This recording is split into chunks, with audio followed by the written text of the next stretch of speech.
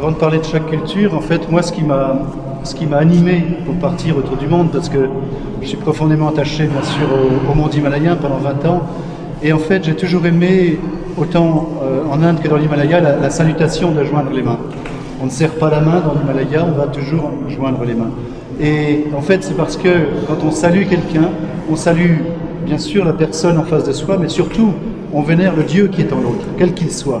Que ce soit un ami ou un ennemi, malgré tout, on va toujours respecter la part divine de l'autre, qui un jour ou l'autre, cette graine de Bouddha, qui un jour existera et éclosera.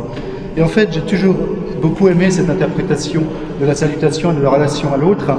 Et j'ai décidé finalement de photographier le monde avec ce regard, d'aller voir la graine de Bouddha ou la graine d'un Dieu à venir, enfin d'un esprit éveillé à venir dans le reste du monde, à travers les autres cultures.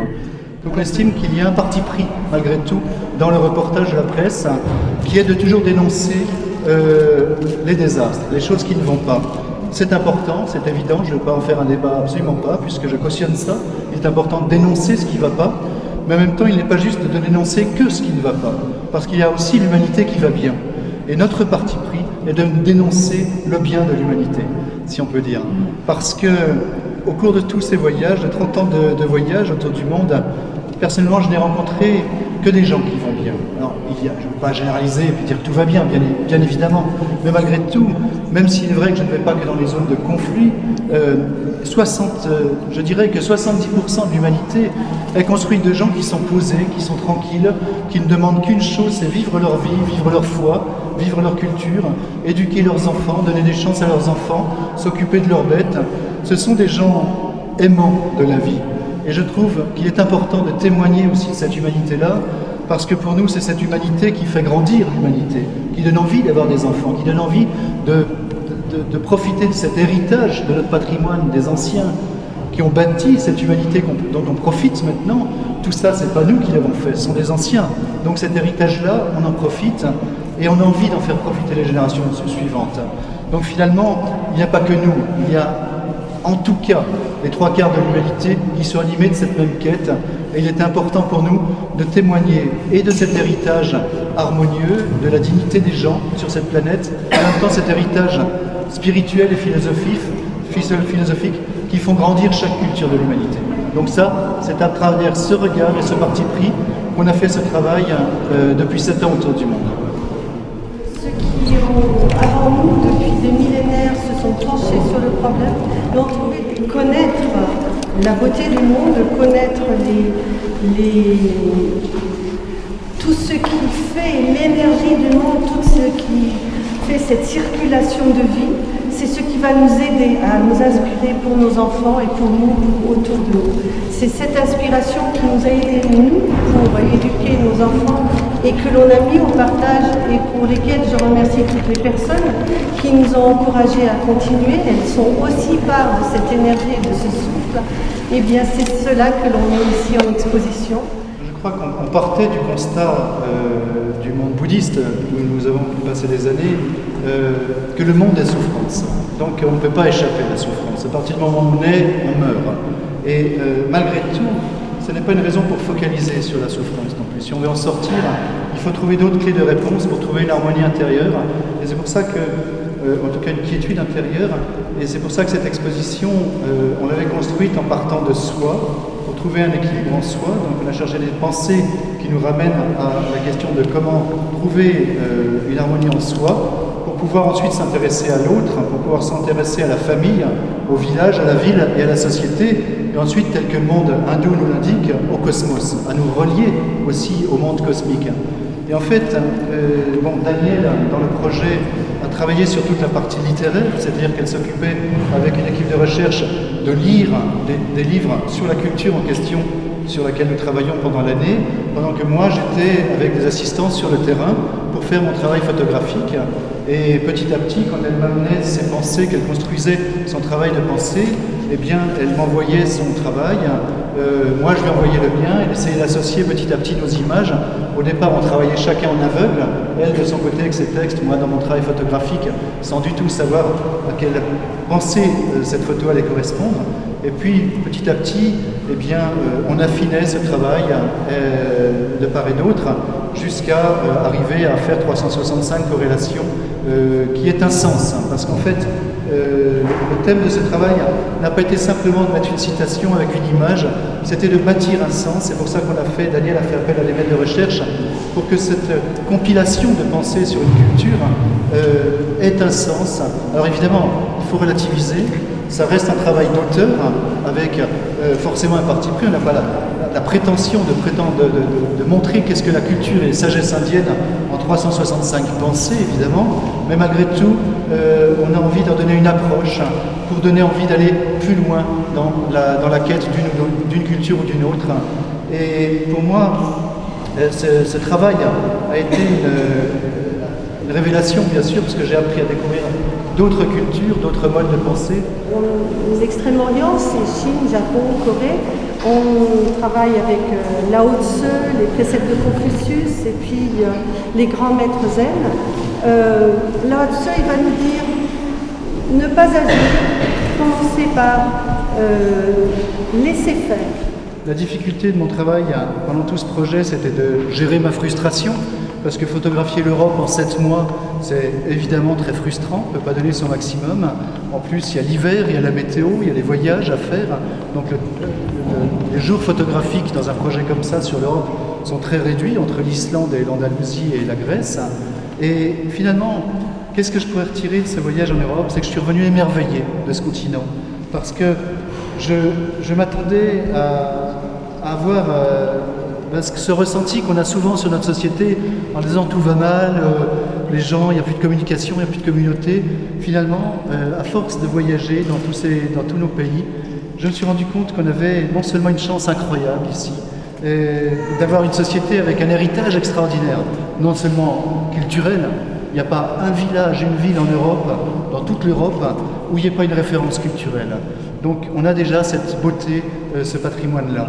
Et en plus, je me suis rendu compte qu'entre le mois de mai et le mois d'août, dans toute l'Europe, les villages font une fête, quelque part. Il ne se passe pas un jour, il ne se passe pas quelque chose en Europe. Et quand on pense que pour organiser une fête villageoise ou citadine, il faut un comité, il faut une année de travail derrière, c'est-à-dire qu'il y a une énergie de volonté de créer toute l'année. Et ça, je ne la connaissais pas, cette force-là. Et en plus, je me suis rendu compte, parce que, bien sûr qu'on est sensible au monde bouddhiste, mais finalement, on est sensible au monde spirituel plus que religieux. Et on s'est rapproché des communautés spirituelles aussi en Europe. Et j'étais ébloui de voir qu'il y a un monde souterrain qui ne fait pas de bruit, parce qu'il n'y a aucune raison de taper sur la table en disant on existe, mais qui existe spirituellement et qui est très fort, beaucoup plus fort qu'on ne le pense. Et tout ça m'a empli de joie et d'espoir pour notre continent et notre culture et pour nos enfants. Pour faire la visite, elle commence ici à la première image. La première image nous dit qu'il y a deux façons de voir le monde. Donc c'est un état d'esprit d'abord. Ensuite, ce sont les qualités pour démarrer, pour se dire un jour, j'y vais, j'ai envie de changer le monde. Ce sont des qualités intérieures de soi-même, qui sont des qualités d'envie de commencer, des qualités de volonté, de commencement, de volonté de commencer. Ensuite, des qualités de courage. Et ensuite, c'est de l'endurance, se dire dans la difficulté, continuer à avoir cette volonté de passer outre les difficultés. Et très vite, on verra dans les images suivantes, c'est les réponses comment se relier à l'autre, quelle culture nous disent, quelle approche on peut avoir pour la compréhension de l'autre. C'est évident que si l'autre est rejeté, c'est un miroir de ce que l'on ressent soi. Donc là, c'est l'approche de l'autre et on comprend que si on n'accepte pas la différence, il n'y a pas d'humanité. Ensuite, là, on le voit, ça se voit même au paysage, c'est l'approche, la compréhension de notre terre, c'est de l'écologie. L'écologie est une dimension de la sagesse. C'est comprendre que notre terre est une, c'est un seul foyer et que le respect à notre terre est une condition pour exister. Et la conclusion, vous allez voir, qui d'Albert Einstein qui dit qu'il est complètement fou de croire que ce monde va changer si on ne décide pas de changer.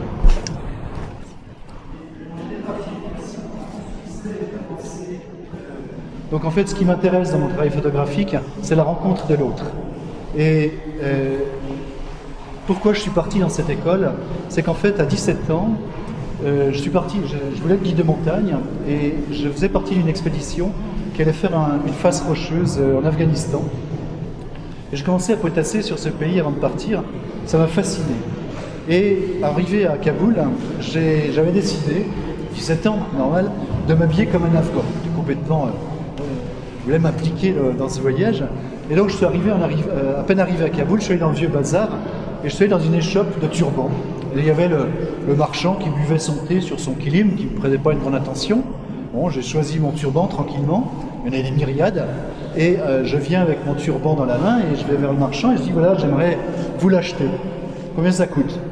Et le gars me regarde comme ça, il me dit mais je te le vends pas. Et je suis resté comme ça, il ne comprenait absolument rien, toutes mes références étaient d'Occident évidemment. Et je dis mais pourquoi? Il me dit tu me l'as pas marchandé. Et vraiment ça l'offusquait. Et là j'ai compris que vraiment j'avais été grossier. C'est-à-dire que je considérais que c'était que de la marchandise. Et en fait, je me suis assis, j'ai parlé avec cet homme comme je pouvais, un petit mot en anglais comme on pouvait. Il m'a parlé de sa vie, moi un peu de la mienne. Mais en fait on échangeait tout simplement par des mots. Et au bout d'un moment j'ai marchandé et j'ai pu acheter mon turban. Et en fait cet homme a posé toutes les bases de mon travail photographique. C'est-à-dire que pour moi, il n'y a pas de photographie s'il n'y a pas communication auparavant. Ça n'a pas de sens. Donc évidemment que mon travail souvent peut paraître posé. Mais pourquoi? Parce que je n'irai jamais photographier sur le vif quelqu'un dans la mesure où j'entre dans son cercle d'intimité. Parce que ce qui m'intéresse dans mon travail, avant le résultat photographique, c'est la relation que je vais pouvoir établir avec cette personne. Et quelle est pour moi la plus belle photographie que je puisse faire, très rarement, mais en tout cas imaginer, c'est souvent, quand je vais dans les villages, je ne travaille jamais qu'un boîtier en bandoulière en arrivant dans un village, j'ai une sacoche de magie. Donc je vais faire des tours de magie et surtout de faire rire les gens, c'est fantastique. Et puis c'est un langage qui parle à tout le monde, la magie. Je n'ai pas besoin de parler la langue. Et ça plaît à tous les âges.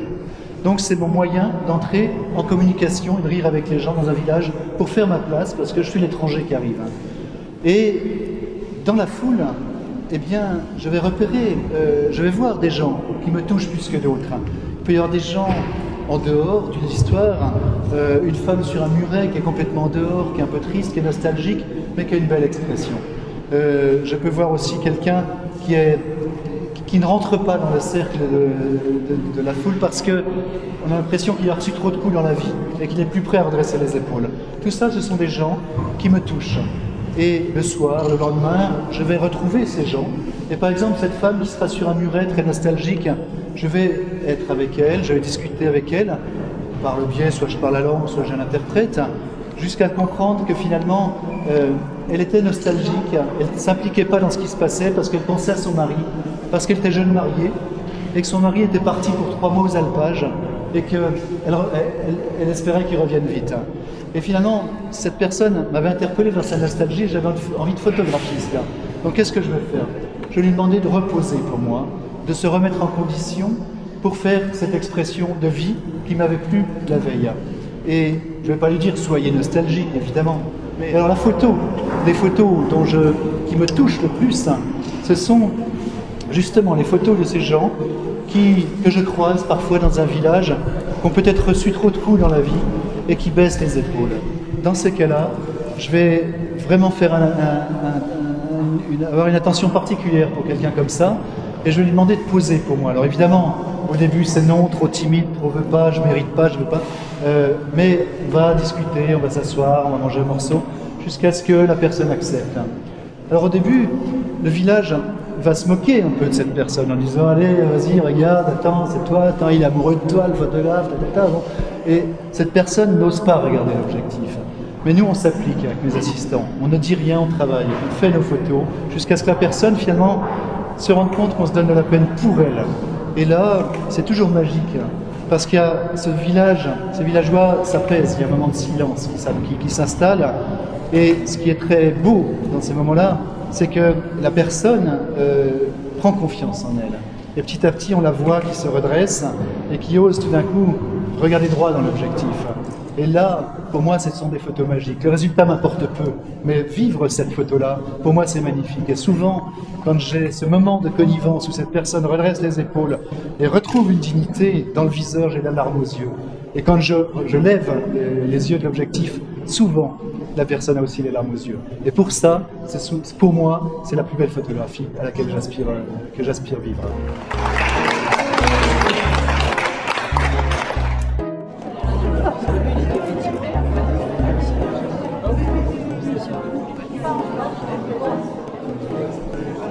C'est la première fois que je viens à C'est à Berlin. Je passais du temps dans ce village. Mais il le faisait là. Il passait par là, toujours.